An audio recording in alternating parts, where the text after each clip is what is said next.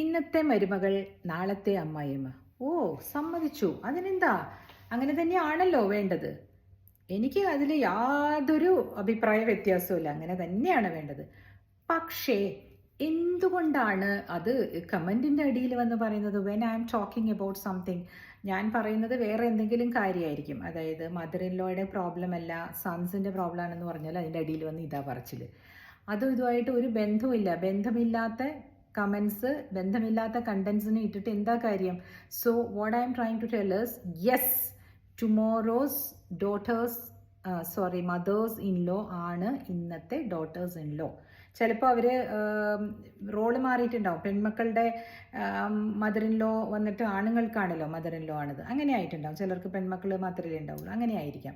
പക്ഷെ ആ ഒരു കമൻറ്റിന് ഒരു അർത്ഥവും ഇല്ല. ഒരു തരം പേടിപ്പിക്കുന്ന പോലെ, ആ നിനക്കും വച്ചിട്ടുണ്ട്, നിനക്കും വരും എന്ന് പറയുന്ന പോലെ. ദാറ്റ്സ് നോട്ട് റിക്വയർഡ്, അല്ലേ? ആകുമ്പോൾ ആകട്ടെ.